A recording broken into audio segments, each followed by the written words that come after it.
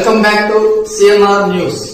వార్తలు చదువుతున్నది మీ చొప్పరపు నాగేశ్వరరావు. దర్శి పట్టణంలో నమ్మకముగా నాణ్యముగా అందమైన ఆభరణములను అందుబాటు ధరలతో సకాలంలో అందించి ఖాతాదారుల మన్ననలు పొందిన Amrutha Sai gold house and pawn broker. తాకట్టు వ్యాపారం, బంగారు ఆభరణములపై రుణ సౌకర్యం కలదు. ఇట్లు మీ దేవతి రామారావు, దేవతి ఈశ్వర్ సాయి.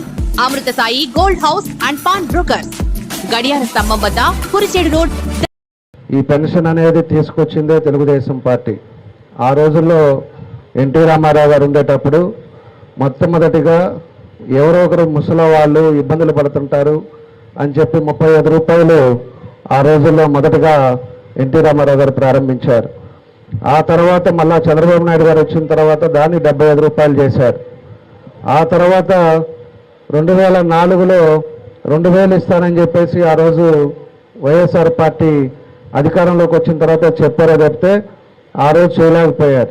అప్పుడు కూడా వాళ్ళు 25 రూపాయలు పెంచి వాళ్ళంతగా ఆపేశారు.